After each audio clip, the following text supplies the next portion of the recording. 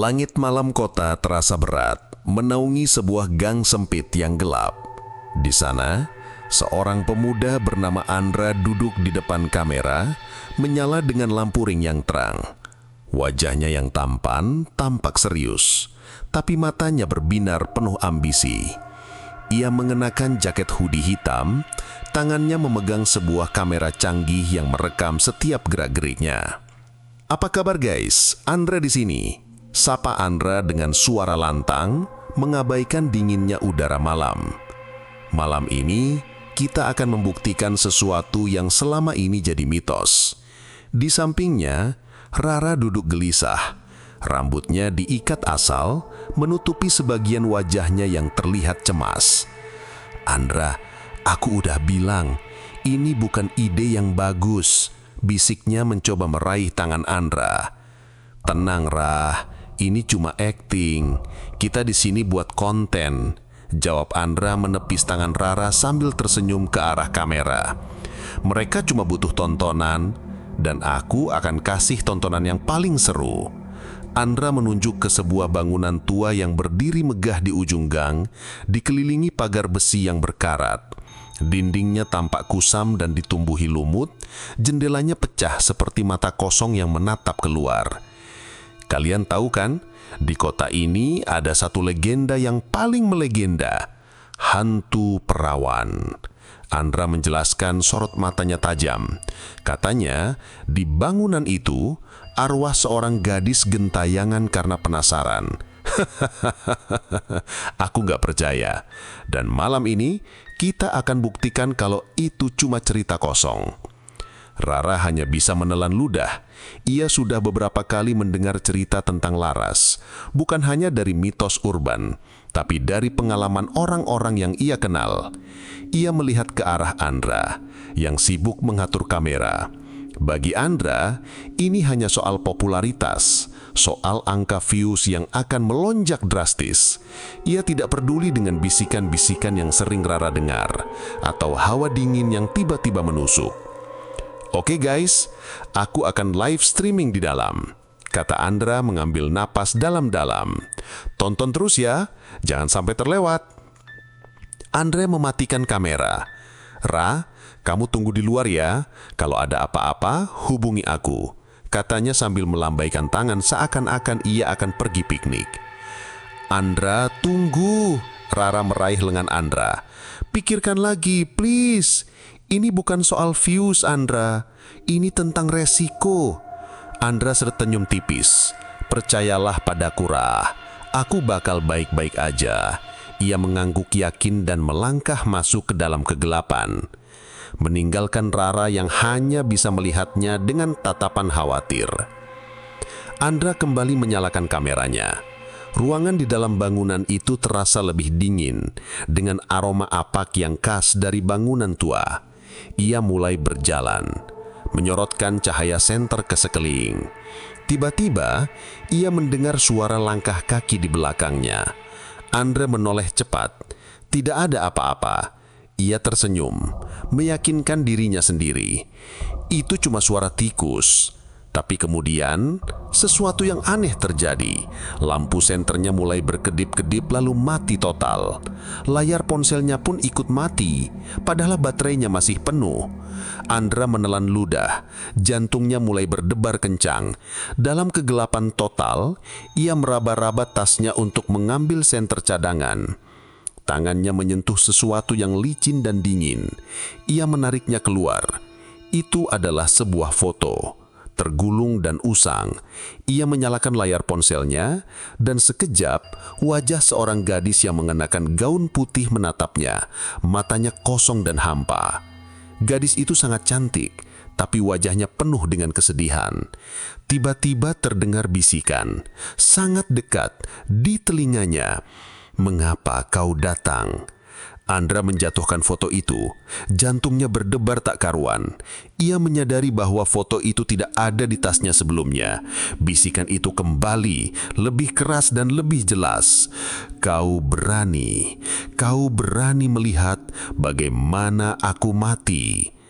Andra terpaku, napasnya tercekat. Rasa takut yang selama ini ia anggap bualan kini nyata di hadapannya. Foto yang ia jatuhkan di lantai kini melayang dan kembali ke tangannya. Andra menatap foto gadis itu sekali lagi. Dan kali ini, ia menyadari sesuatu yang mengerikan. Wajah gadis itu sama persis dengan yang ada dalam cerita legenda urban yang ia jadikan konten. Andra membeku. Ia tahu petualangannya kali ini bukan lagi sekedar mencari konten viral. Ini adalah awal dari sesuatu yang lebih gelap dan mengerikan. Napas Andra memburu. Ia berlari keluar dari bangunan tua itu secepat yang ia bisa, tanpa menoleh ke belakang. Di luar, Rara menunggunya dengan wajah cemas. "Andra, ada apa? Kenapa lari?" tanyanya panik. Andra tidak menjawab. Ia hanya terus berlari, napasnya tersengal. Setibanya di dekat mobil, ia menjatuhkan dirinya ke kursi, membiarkan tubuhnya bersandar lemas. Ia menatap kosong ke arah tangannya yang masih memegang erat foto usang itu. Ini beneran, gumamnya. Suaranya bergetar. Rara memandangnya bingung. Apanya yang beneran? Hantunya. Dia nyata. Andra menunjukkan foto di tangannya. "Aku nggak bawa foto ini. Aku juga nggak nemuin ini di dalam. Tapi tiba-tiba aja ada di tanganku." Rara mengambil foto itu. Wajahnya berubah pucat. "Kamu dengar sesuatu di dalam?" Bisikan, tepat di telingaku. Jawab Andra, masih mencoba menormalkan napasnya. Dia bilang, "Kau berani melihat bagaimana aku mati?" Tiba-tiba, ponsel Andra berdering. Layarnya menampilkan sebuah notifikasi dari aplikasi video yang ia gunakan untuk live streaming. Notifikasi itu hanya berisi satu kata, "Kembali." Lalu diikuti oleh sebuah emoji hantu. Andra dan Rara saling bertatapan. Keringat dingin mulai membasahi dahi Andra. "Apa ini?" tanya Rara. Suaranya bergetar. Andra mengabaikan teleponnya. Ia mematikan ponselnya dan melemparnya ke kursi belakang. "Kita pulang. Sekarang juga." Di sepanjang perjalanan, tidak ada yang berbicara. Andra menatap keluar jendela. Pikirannya kalut. Ia yakin itu bukan perbuatan iseng dari seseorang. Karena ia sudah mencium aroma melati yang menusuk hidungnya. Bau yang sama seperti yang ia cium di dalam bangunan tua itu. Sesampainya di rumah, Andra langsung ke kamarnya. Ia membuka kembali ponselnya. Notifikasi itu masih ada. Kembali. Emoji hantu. Ia buru-buru menghapusnya. Tapi beberapa detik kemudian, notifikasi yang sama muncul lagi, dan lagi, dan lagi. Setiap kali dihapus, ia muncul kembali. Andra melempar ponselnya ke kasur. Ia mencoba menenangkan diri, tapi bayangan wajah gadis di foto itu terus muncul di benaknya. Tiba-tiba, ia mendengar suara ketukan dari jendela. Pelan. 1, 2, 3 kali. Andra menoleh. Tidak ada siapa-siapa. Tapi saat ia menatap lebih dekat, ia melihat jejak tangan di kaca. Jejak tangan yang transparan seolah baru saja dibuat. Ia kembali duduk, mencoba mengatur napasnya. Ia berusaha berpikir rasional. "Ini cuma trik cahaya," gumamnya. Tapi ia tahu, ini bukan trik. Hawa dingin yang menusuk kembali terasa. "Andra, ini aku Rara. Boleh aku masuk?" Andra membuka pintu. Rara masuk dan melihat wajah Andra yang pucat. "Hah, kamu kenapa? Kelihatan capek banget." "Gue nggak tahu harus cerita gimana, Rah," kata Andra menunjuk ke jendela. "Ada jejak tangan di sana." Rara melihat ke jendela. Tidak ada apa-apa. "Andra, kayaknya kamu butuh istirahat." Andra menatap Rara. Ia tahu Rara tidak melihat apa yang ia lihat. Dan ia sadar, ini adalah awal dari sebuah teror yang hanya akan dialami oleh dirinya sendiri. Sejak ia membawa foto itu, ia telah membuka sebuah pintu yang tidak bisa ditutup lagi. Ia telah menjadi sasaran dari hantu perawan. Keesokan harinya, Andra terbangun dengan keringat dingin. Ia mengambil ponselnya dan melihat sebuah pesan baru, bukan dari notifikasi aplikasi, melainkan dari nomor yang tidak dikenal. Pesan itu berbunyi, "Aku menunggumu di tempat di mana semuanya bermula." Andra tidak mengerti tempat di mana semuanya bermula. Ia melihat ke arah foto yang ia letakkan di meja nakas. Ia tahu ini bukan sekedar ancaman, ini adalah undangan. Sebuah undangan yang akan membawanya lebih dalam ke dalam cerita hantu perawan. Pesan dari nomor tak dikenal itu membuat Andra gelisah. Ia bolak-balik di kamar, pikirannya kacau. Tempat di mana semuanya dimulai, apakah itu artinya bangunan tua itu? Jantungnya berdebar kencang, tapi bukan lagi karena takut. Ada dorongan aneh, rasa penasaran yang mendesak, seolah ada sesuatu yang harus ia pecahkan. Ia melihat foto Laras di meja nakas. Gadis itu tampak memohon. "Andra, ini udah gila." Rara berteriak melalui telepon. "Kamu beneran mau balik ke sana? Pria yang ngirim pesan itu mungkin psikopat." "Aku nggak yakin, Ra. Perasaanku bilang ini bukan perbuatan manusia," jawab Andra, suaranya pelan. "Lagi pula, aku nggak bisa terus-terusan diganggu kayak gini. Aku harus tahu apa maunya. Dan apa yang dia mau? Nyawa kamu." Rara memohon. "Tolong Andra, lupakan soal konten ini. Kita bisa cari ide lain." Andra menghela nafas. "Maaf Rah, aku nggak bisa." Ia memutuskan panggilan dan meskipun ia tahu Rara sangat khawatir, ia merasa harus melakukan ini. Ia tidak bisa tidur. Setiap kali ia menutup mata, ia melihat wajah Laras, bukan dengan tatapan kosong, melainkan dengan tatapan penuh dendam. Ada bisikan yang tak henti-hentinya, seperti melodi yang dimainkan di dalam kepalanya. "Cari tahu. Ceritakan. Mereka harus tahu." Esok sore, Andra kembali ke bangunan tua itu. Kali ini ia tidak datang untuk konten. Ia datang untuk mencari jawaban. Ia melangkah masuk. Senternya menerangi setiap sudut ruangan yang kotor. Udara dingin kembali menusuk, tapi Andra berusaha tidak peduli. Ia berjalan ke arah tempat di mana ia menemukan foto Laras. "Aku di sini," bisik Andra. Suaranya bergetar. "Apa yang kamu mau?" Tiba-tiba, senternya berkedip-kedip. Sebuah bayangan melintas di ujung koridor. Andra mengikutinya. Bayangan itu membawanya ke sebuah ruangan kecil yang terkunci rapat. Andra mencoba mendorongnya, tapi tidak bisa. "Masuklah," sebuah bisikan terdengar dari dalam ruangan. Andra mundur selangkah. Bagaimana caranya? Jawabannya adalah keheningan. Andra menatap pintu itu. Ia menyadari ada sebuah lubang kecil di dekat kenop pintu, seolah ada sesuatu yang hilang.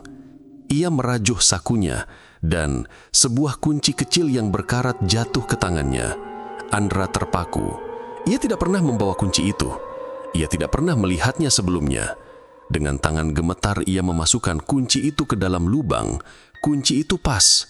Ia memutarnya, dan pintu itu terbuka dengan suara berderit. Andra melangkah masuk. Ruangan itu sangat kecil, dan di tengahnya ada sebuah meja kayu tua. Di atas meja ada sebuah buku harian yang terlihat usang. Andra mengambilnya. Tangannya menyentuh sampul buku yang terbuat dari kulit. Tangannya tiba-tiba terasa sangat panas. Ia membuka halaman pertama, dan ia melihat tulisan tangan yang rapi. "Aku menulis ini pada malam terakhirku. Aku tidak tahu apakah ada yang akan menemukan ini, tapi aku ingin kebenaran terungkap." Andra tersentak. Suara Laras seolah-olah berbisik di sampingnya membacakan kalimat itu. Ia menyadari bahwa buku harian ini adalah apa yang Laras inginkan agar ia temukan. Ini adalah cerita yang harus diceritakan. "Malam itu, aku seharusnya bertemu kekasihku." Andra membaca kalimat berikutnya. Ia merasakan hawa dingin merayap di punggungnya. Ia mulai menyadari bahwa ia baru saja membuka sebuah kotak Pandora yang isinya adalah rahasia kelam di balik kematian seorang gadis tak berdosa. Andra kembali ke rumah dengan buku harian Laras di tangannya. Di bawah lampu kamarnya, ia mulai membaca setiap baris dengan seksama. Buku harian itu menceritakan kisah seorang gadis lugu yang jatuh cinta pada pemuda bernama Aditya, seorang pria yang terkenal di kotanya. Laras melukiskan Aditya sebagai sosok yang sempurna, penuh perhatian dan kasih sayang. Namun, Andra dapat merasakan kepedihan dan ketakutan yang tersirat di setiap kata, terutama di halaman-halaman terakhir. Aku menunggumu, Aditya. Andra membaca dengan suara pelan. Aku tahu kau akan datang, dan kita akan bersama selamanya. Tapi, mengapa aku merasa ketakutan? Tiba-tiba, suara notifikasi dari ponsel Andra memecah keheningan. Layarnya menyala, menampilkan sebuah pesan dari nomor tak dikenal yang sama. Kali ini, pesannya hanya berisi satu kata, jangan. Andra mengabaikannya dan terus membaca. Tapi pesannya muncul lagi, kali ini dengan kata berhenti. Pesan itu datang berulang kali setiap kali Andra membalik halaman buku harian. Jari-jarinya gemetar, namun ia tidak menyerah. Ia terus membaca dan pesan-pesan itu semakin intens. Bukan urusanmu, dia bukan seperti yang kau pikirkan. Kembalikan buku itu. Andra menyadari bahwa buku harian ini sangat berarti. Ia membalik ke halaman terakhir dan menemukan tulisan tangan Laras yang kacau. Aku tidak bersalah. Aku tidak.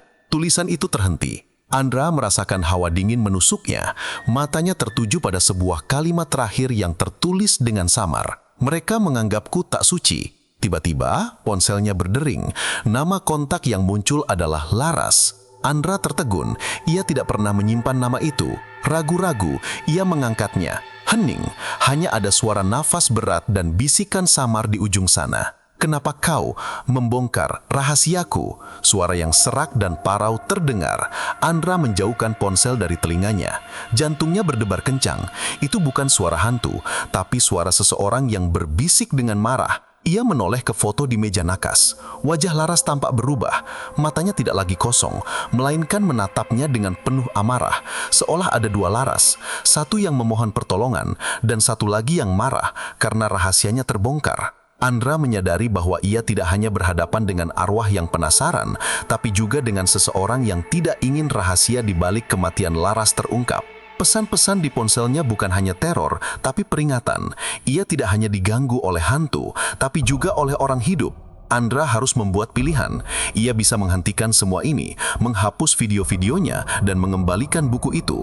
Atau ia bisa terus membaca, mengungkap rahasia yang terkubur, dan menghadapi konsekuensi yang mungkin lebih berbahaya daripada sekedar teror digital. Malam itu, Andra tidak bisa tidur. Ia memutuskan untuk menghubungi Rara. Dengan suara bergetar, ia menceritakan tentang buku harian itu dan teror digital yang dialaminya. Rara, yang awalnya skeptis, mulai merasa ngeri. Jadi, kamu nggak cuma diganggu hantu, tapi juga sama orang yang nggak mau rahasia ini kebongkar? Tanya Rara dengan nada panik. Betul, aku nggak tahu siapa orang ini, tapi dia tahu kalau aku pegang buku ini, jawab Andra. Ia melirik ke arah ponselnya. Layarnya menyala dan menampilkan pesan baru dari nomor tak dikenal itu. Aku mengawasimu. Andra, kamu harus buang buku itu, Rara memohon. Ini terlalu berbahaya, kita nggak tahu siapa lawan kita. Aku nggak bisa, Rah, jawab Andra tegas. Buku ini adalah satu-satunya petunjuk. Laras butuh bantuanku. Rara menghela napas pasrah. Oke, kalau kamu nggak mau buang, kita baca buku itu sama-sama. Mungkin kita bisa pecahin misterinya lebih cepat. Keesokan harinya, Andra dan Rara bertemu di sebuah kafe. Mereka membuka buku harian itu. Setiap halaman mengungkap lebih banyak detail tentang kisah Laras. Laras menceritakan bagaimana ia bertemu Aditya, pemuda yang sangat dikaguminya. Ia menuliskan semua harapan dan impiannya. Tapi, di bagian tengah buku, ceritanya berubah. Laras mulai menulis tentang perubahan sikap Aditya. Aditya menjadi kasar dan posesif, sering cemburu tanpa alasan. Ia mengancam akan menyebarkan rumor tentang Laras jika Laras tidak menurutinya. Ya Tuhan, bisik Rara, wajahnya pucat. Jadi, Aditya ini bukan pangeran impian Laras, tapi iblis. Andra mengangguk. Dan ada satu hal lagi yang aneh, katanya sambil menunjuk sebuah halaman. Di sana, Laras menulis tentang sebuah pesta dansa di hotel mewah yang dihadiri oleh orang-orang penting.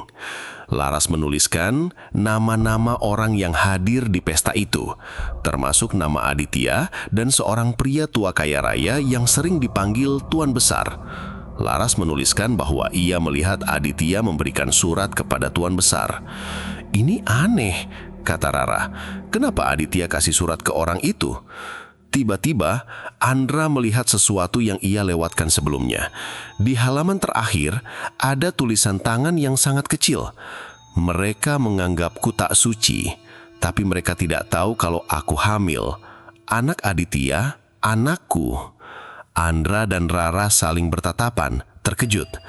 Laras meninggal dalam keadaan hamil. Itu berarti cerita yang beredar tentang ketidaksuciannya adalah kebohongan besar yang direkayasa untuk menutupi kejahatan yang lebih besar. Saat mereka sedang memproses informasi itu, ponsel Andra berdering. Kali ini, nomor yang menelponnya adalah nomor pribadi yang tersembunyi. Andra mengangkatnya. "Aku tahu kalian sudah menemukan buku itu." Suara parau yang sama dari malam sebelumnya terdengar. "Kembalikan buku itu sekarang atau kalian akan menyesal." "Siapa kau?" tanya Andra berani. "Itu bukan urusanmu," jawab suara itu terkekeh sinis. "Yang jelas, kalian sudah masuk terlalu dalam. Sekarang tinggalkan saja." Andra merasa ada yang aneh dengan suaranya. Itu terdengar seperti suara yang sudah tua, tapi familiar. Tiba-tiba, ia mendengar suara langkah kaki dari belakangnya. Andra dan Rara menoleh. Di sana, di sudut kafe itu, ada seorang pria tua yang duduk sendirian. Pria itu menatap tajam ke arah Andra, dan di tangannya, ia memegang ponsel yang ia matikan perlahan. Pria itu tersenyum miring, senyum yang penuh dengan ancaman. Andra dan Rara tahu, teka-teki yang mereka coba pecahkan sudah berubah menjadi perburuan. Pria itu adalah salah satu orang yang ada di dalam buku harian itu. Pria itu adalah Tuan Besar. Andra dan Rara segera meninggalkan kafe. Ketakutan terpancar jelas di wajah mereka. Tatapan sinis dari Tuan Besar masih membekas di ingatan Andra. Mereka tahu, pria tua itu bukan hanya sekedar mengawasi. Ia juga tahu persis apa yang mereka lakukan. Tuan Besar itu orang yang disebut Laras di buku hariannya. Bisik Rara, suaranya bergetar. Dia pasti yang menyebarkan desas-desus itu. Aku juga yakin begitu. Dia tahu aku membaca buku ini, dan dia nggak mau rahasianya terbongkar. Jawab Andra sambil mempercepat langkahnya. Kita harus cari tahu siapa dia sebenarnya. Mereka menuju ke perpustakaan kota untuk mencari arsip berita lama. Mereka mencari nama Tuan Besar dan kisah tentang Laras. Akhirnya, mereka menemukan sebuah koran tua yang memberitakan skandal yang pernah menggemparkan kota. Gadis muda ditemukan meninggal, dugaan tidak murni. Di dalam berita itu ada foto Laras yang sama persis dengan yang ada di tangan Andra. Berita itu juga menyebutkan nama Aditya dan wawancaranya. Aditya menyatakan bahwa ia sangat terkejut dan tidak menyangka kekasihnya bisa melakukan hal itu. Ini semua bohong. Dia bilang dia nggak tahu apa-apa, padahal di buku harian Laras jelas-jelas bilang dia yang menyebarkan desas-desus itu. Saat mereka sedang asyik membaca, suara dering ponsel Andra memecah keheningan. Layarnya menampilkan sebuah pesan dari nomor tak dikenal yang sama. "Tinggalkan saja, aku sudah peringatkan kalian." Andra tidak menghiraukan pesan itu. Namun tiba-tiba, lampu-lampu di perpustakaan berkedip-kedip, buku-buku di rak mulai berjatuhan, membuat suara gaduh. Hawa dingin yang menusuk kembali terasa. "Andra, ini bukan cuma orang itu. Hantunya juga marah." Sebuah bisikan parau dari sudut ruangan terdengar. "Kalian mengabaikan peringatanku." Andra menoleh ke sumber suara. Tidak ada siapa-siapa, tapi aroma melati yang menusuk hidung terasa semakin kuat. Dia nggak suka kita membawa masalahnya ke orang lain. Dia mau kita yang memecahkan ini. Tiba-tiba, sebuah buku tebal jatuh tepat di hadapan mereka. Membuka pada sebuah halaman yang menampilkan sebuah artikel tentang seorang pria bernama Aditya yang kini menjadi tokoh masyarakat terpandang. Ia akan mengadakan sebuah acara amal besar di sebuah hotel mewah di pusat kota. Andra dan Rara saling bertatapan. Sebuah gagasan liar melintas di benak mereka. Aditya akan berada di sana. Mereka harus menemuinya dan mencari tahu apa yang sebenarnya terjadi. Namun, saat mereka berbalik, mereka melihat sosok tuan besar berdiri di pintu masuk perpustakaan, menatap mereka dengan senyum sinis. Ia tidak melakukan apa-apa, tapi tatapannya sudah cukup untuk membuat bulu kuduk mereka merinding. Mereka tahu mereka sedang diawasi, dan mereka tahu mereka tidak bisa lari dari masalah ini. Andra dan Rara tahu mereka tidak bisa lagi hanya bersembunyi. Mereka harus bergerak cepat. Malam itu, mereka memutuskan untuk menguntit tuan besar. Mereka mengikutinya dari jauh, melewati jalan-jalan yang sepi dan gelap. Pria tua itu berjalan menuju sebuah rumah besar dengan pagar tinggi yang tertutup rapat, bukan rumah yang mereka kira. Andra, ini aneh. Rumah itu beda sama yang ada di arsip, bisik Rara, mengamati dari balik pohon. Mungkin dia punya beberapa rumah, jawab Andra. Matanya fokus pada setiap gerak-gerik tuan besar. Saat tuan besar membuka pintu pagar, mereka melihat sesuatu yang mengejutkan. Seorang pria muda keluar dari mobil mewah dan wajahnya sangat familiar. Itu Aditya. Ia tampak jauh lebih tua dari foto di koran, tapi wajahnya masih sama. Ia menyalami tuan besar dengan hormat, lalu mereka masuk ke dalam rumah. Ya Tuhan, mereka berdua bekerja sama, bisik Rara, menyadari bahwa hubungan mereka jauh lebih dalam dari sekadar bisnis. Andra mengeluarkan ponselnya. Ia mengambil beberapa foto mereka dari jarak jauh. Tiba-tiba ponselnya berdering. Nama yang muncul adalah Laras. Andra tidak mengangkatnya. Ia tahu panggilan itu bukan dari hantu, melainkan sebuah peringatan. Saat mereka berbalik, mereka melihat sebuah mobil hitam melaju kencang ke arah mereka. Andra dan Rara bersembunyi di balik semak-semak. Jantung mereka berdebar kencang. Mobil itu berhenti tepat di tempat mereka berdiri beberapa detik yang lalu. Pria dari dalam mobil itu keluar dan melihat sekeliling.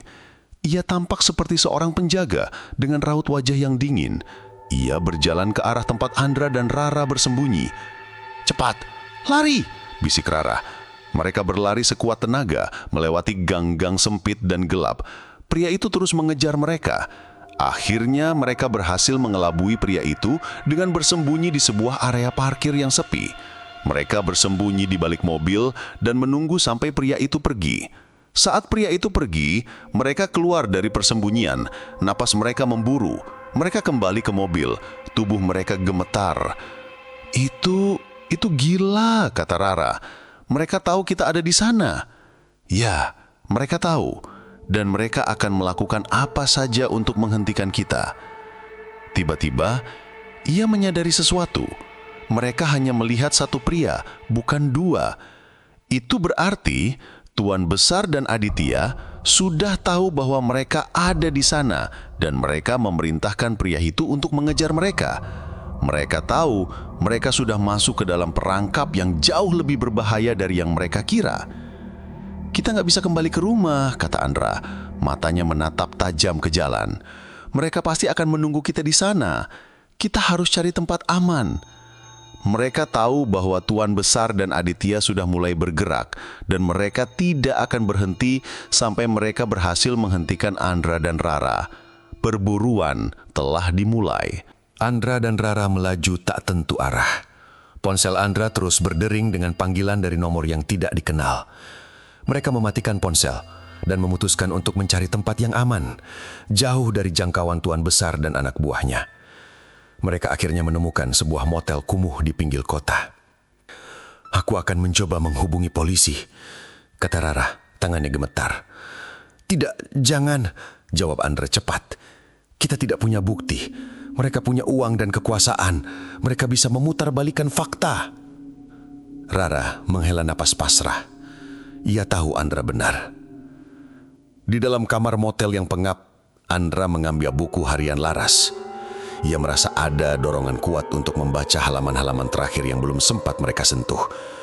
Tiba-tiba, ia menyadari ada sebuah coretan yang tidak jelas di halaman paling belakang. Seperti sebuah petunjuk yang disembunyikan. Ia mendekatkan buku itu ke cahaya lampu. Dan ia melihat sebuah peta yang digambar tangan. Peta itu menunjukkan sebuah rumah di pedesaan, dikelilingi oleh hutan. Ini peta, bisik Andra. Peta ke sebuah rumah. Tiba-tiba, suara dering ponsel Andra memecah keheningan.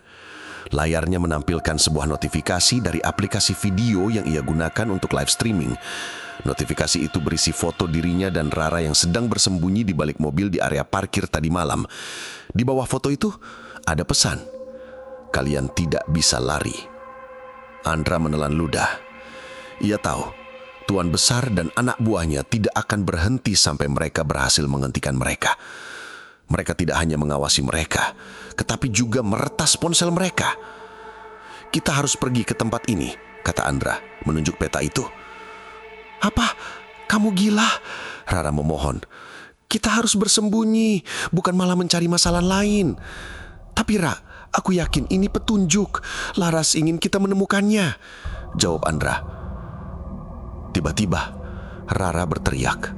Jendela kamar motel itu retak dan sebuah batu yang terbungkus kertas melayang masuk. Kertas itu berlumuran darah.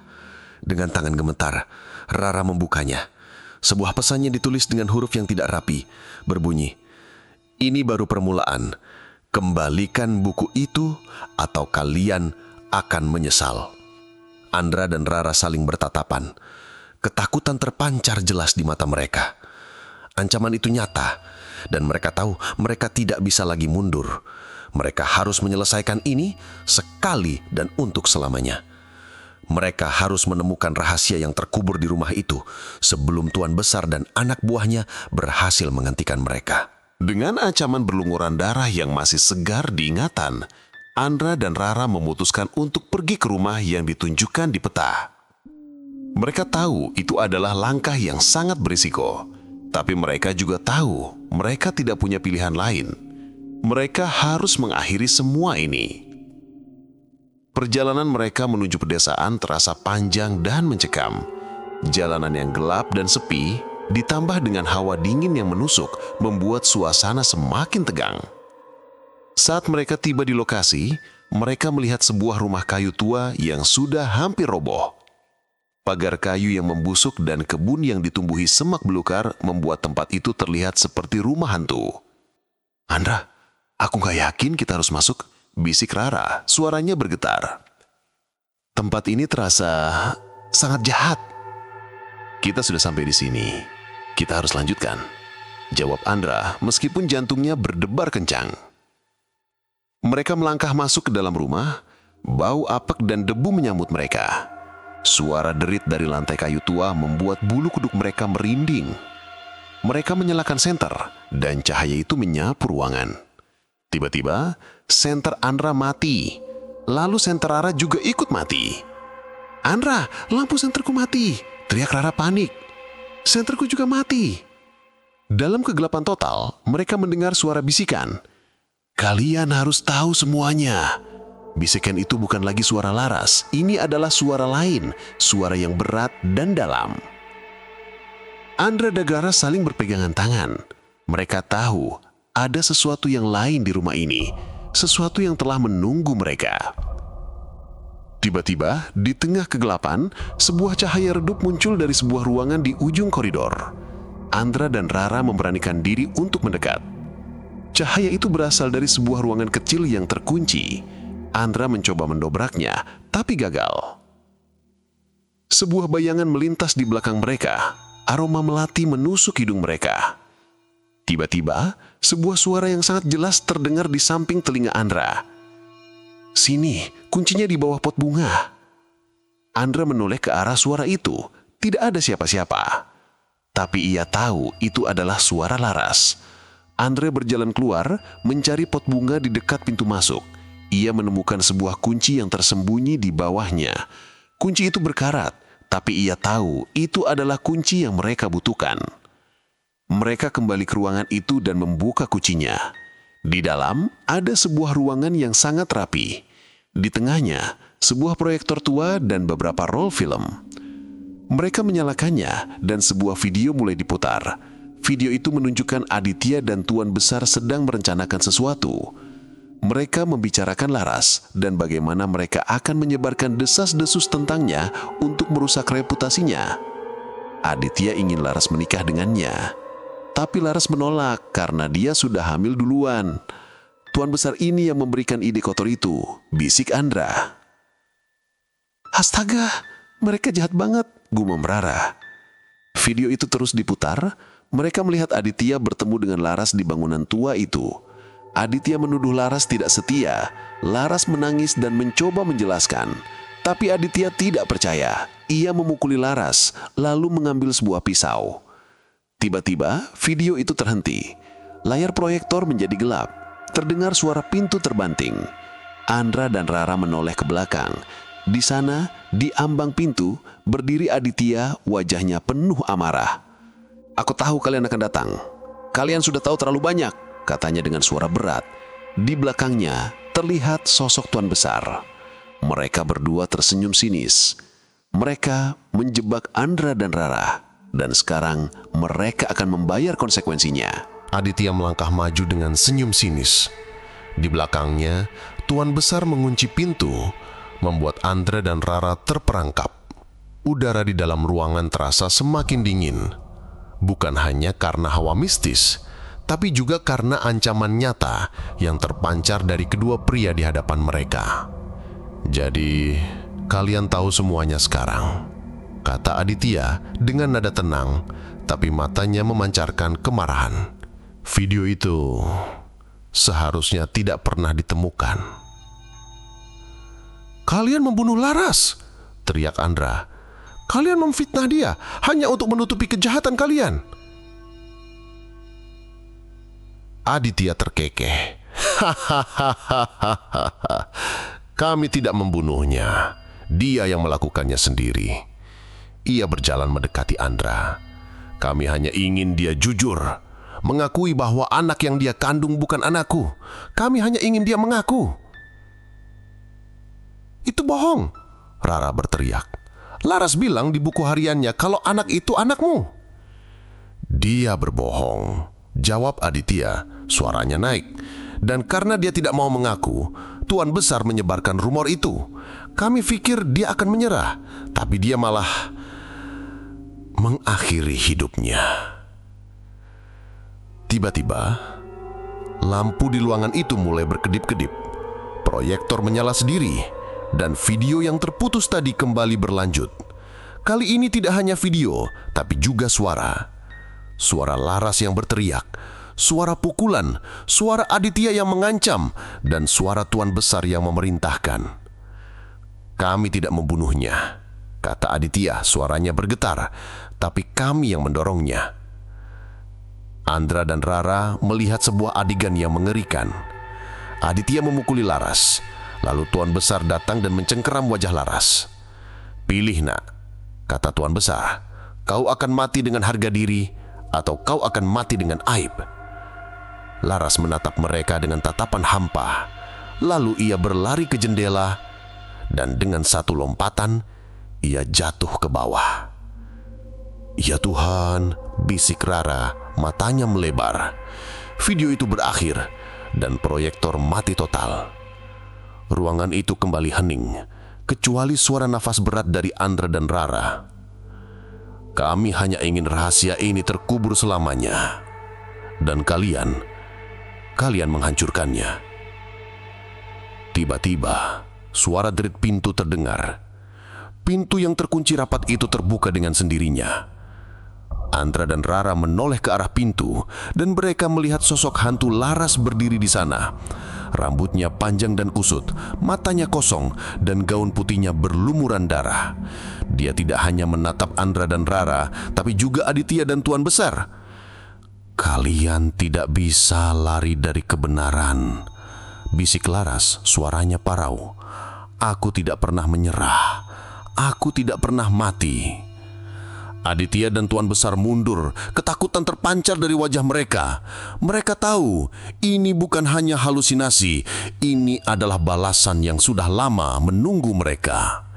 Laras mendekat, tangannya yang dingin menunjuk ke arah mereka. Kalian menganggapku tak suci, tapi kalian yang lebih kotor.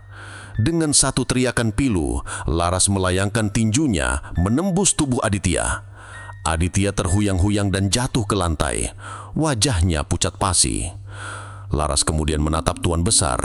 Tuan Besar mencoba lari, tapi kakinya terasa berat, seperti ada sesuatu yang menahannya. Laras mengangkat tangannya, dan Tuan Besar tiba-tiba merasakan dadanya sangat sesak. Dia mencoba berteriak, tapi tidak ada suara yang keluar. Ia terjatuh ke lantai, nafasnya tersengal. Andra dan Rara hanya bisa melihat, ketakutan bercampur dengan rasa takjub. Hantu Laras tidak hanya membalas dendam, tapi juga memberikan keadilan. Setelah itu, ia melirik ke arah Andra, tersenyum tipis, lalu menghilang. Aditya dan Tuan Besar tidak mati, tapi mereka tidak akan pernah sama lagi. Mereka akan hidup dengan teror yang abadi. Hantu Laras tidak akan pernah membiarkan mereka melupakan kejahatan mereka. Andra dan Rara keluar dari rumah tua itu. Tubuh mereka gemetar. Kejadian yang baru saja mereka saksikan terlalu nyata untuk dicerna. Aditya dan Tuan Besar masih tergeletak di lantai, hidup tetapi terperangkap dalam teror yang abadi. Hantu Laras telah memberikan hukuman yang lebih kejam dari kematian. Saat mereka tiba di kota, Andra langsung menuju kantor polisi. Dengan bukti rekaman video dari proyektor yang ia bawa, ia menceritakan semuanya. Polisi awalnya skeptis, tetapi setelah memeriksa video itu, mereka terkejut. Mereka pergi ke rumah itu dan menemukan Aditya dan Tuan Besar dalam keadaan tidak berdaya. Wajah mereka pucat pasi dan mata mereka memancarkan ketakutan yang mendalam. Mereka tidak bisa berbicara, hanya bisa mengangguk dan gemetar ketakutan. Berita tentang Aditya dan Tuan Besar yang ditangkap karena kasus pembunuhan yang sudah lama terpendam tersebar cepat. Koran-koran dan media sosial dipenuhi dengan cerita tentang kebohongan yang mereka ciptakan. Nama Laras yang selama ini dicap buruk, kini dibersihkan. Orang-orang di kota yang dulu mempercayai desas-desus itu merasa bersalah. Namun di balik semua itu ada sesuatu yang aneh. Teror yang dialami Andra tidak berhenti. Pesan-pesan dari nomor tak dikenal masih berdatangan. Kau pikir semuanya sudah berakhir? Sebuah pesan berbunyi, "Kau salah, masih ada satu lagi yang harus kau temukan." Andra tidak mengerti. Siapa lagi? Ia berpikir. Mungkin ada satu orang lagi yang terlibat, tapi ia tidak tahu siapa. Tiba-tiba, ia mendengar suara ketukan dari jendela. Ia menoleh. Tidak ada apa-apa, tapi ia melihat sebuah jejak tangan yang baru saja dibuat di kaca. Jejak tangan yang sama seperti yang ia lihat di rumahnya, tapi kali ini ada sebuah tulisan kecil di bawahnya. "Temui aku di tempat kita bertemu." Andra tahu, hantu Laras belum sepenuhnya pergi. Ia masih butuh sesuatu dari Andra, sesuatu yang belum selesai. Rara, yang awalnya merasa lega, kembali khawatir. "Andra, jangan lakukan itu lagi," ia memohon. "Kamu sudah cukup berkorban." "Aku harus, Ra. Aku sudah sejauh ini. Aku harus tahu apa yang dia mau." Andra pergi ke bangunan tua tempat semuanya dimulai.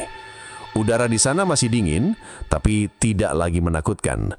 Di tengah ruangan, sebuah bayangan muncul. Kali ini bukan bayangan Laras, tapi bayangan seorang gadis kecil. Gadis itu menunjuk ke sebuah sudut ruangan, di mana sebuah boneka usang terletak. "Ini anakku," bisik Laras, suaranya parau dan sedih. Mereka mengambilnya dariku." Andra terkejut. Ia tidak tahu apa yang harus ia lakukan. Andra mendekati boneka usang itu. Debu tebal menyelimuti boneka tersebut, dan matanya terbuat dari kancing yang sudah copot. Ia mengambil boneka itu, dan saat tangannya menyentuhnya, ia merasakan hawa panas yang familiar. Boneka itu tidak terasa menakutkan, melainkan penuh dengan kesedihan dan kasih sayang. Tiba-tiba suara Laras kembali terdengar. Kali ini tidak parau dan menakutkan, melainkan lembut dan penuh emosi. "Aku menyembunyikannya di sini agar tidak ada yang menemukannya." Andra mengamati boneka itu lebih dekat. Ia melihat jahitan yang tidak biasa di bagian belakang boneka. Dengan hati-hati ia membuka jahitan itu. Di dalamnya sebuah surat yang terlipat rapi. Ia membukanya dan ia melihat tulisan tangan Laras yang indah. Surat itu ditujukan kepada ibunya. "Ibu, maafkan aku." Andra membaca dengan suara pelan. "Aku tidak bisa lagi menanggung aib ini. Aku ingin kau tahu, aku tidak bersalah. Aku setia pada kekasihku.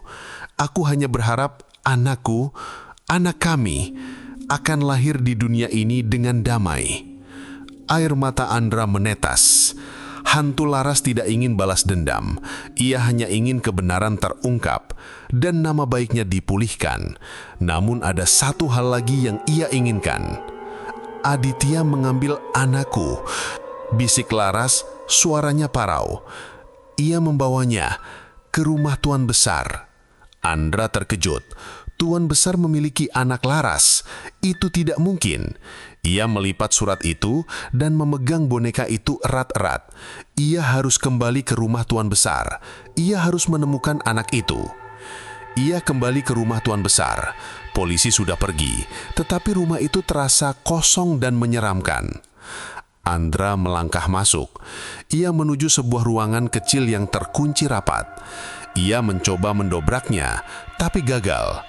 Tiba-tiba ia mendengar suara bisikan, bukan dari Laras, melainkan dari seorang anak kecil.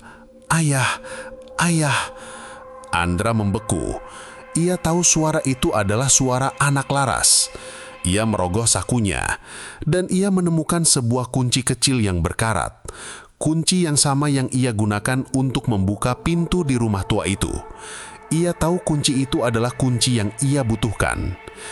Ia membuka pintu itu. Di dalamnya sebuah ruangan yang sangat rapi.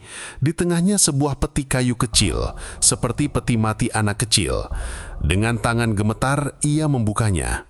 Di dalamnya ada sebuah boneka kecil, boneka yang sama persis dengan yang ada di tangan Andra. Mereka membawanya pergi, meninggalkannya di sini, bisik Laras. "Aku ingin kau menemukannya." Andra menatap boneka itu. Ia menyadari Tuan Besar tidak mengambil anak Laras. Ia mengambil boneka itu. Boneka itu adalah satu-satunya peninggalan Laras, dan Tuan Besar menyimpannya. Tiba-tiba pintu ruangan itu tertutup dengan sendirinya. Andra terperangkap. Ia menoleh ke belakang, dan ia melihat bayangan Laras berdiri di sana. Matanya tidak lagi menakutkan, melainkan penuh dengan kedamaian. Ia tersenyum, senyum yang terakhir. "Terima kasih," bisik Laras. Lampu di ruangan itu berkedip-kedip, lalu mati total. Saat cahaya kembali, hantu Laras sudah tidak ada. Ia tidak lagi gentayangan. Ia telah menemukan kedamaian yang ia cari. Andra keluar dari rumah itu, membawa boneka itu di tangannya. Ia tahu kisah Laras telah berakhir. Ia telah mendapatkan apa yang ia inginkan, dan ia telah memberikan keadilan pada sebuah kisah yang terkubur dalam kegelapan. Di akhir cerita, Andra mengunggah video pengakuan kebenaran. Ia menyadari bahwa popularitas tidak sebanding dengan nyawa. Ia berjanji akan menggunakan pengaruhnya untuk menyebarkan cerita yang benar. Ia mengunjungi makam Laras, dan ia meninggalkan boneka itu di sana. "Istirahatlah dengan tenang, Laras," bisik Andra. Angin berhembus pelan, seolah-olah sebuah jawaban. Dan Andra tahu, sebuah legenda baru telah lahir. Legenda tentang seorang pemuda yang berani menantang takdir, dan sebuah hantu yang menemukan kedamaian.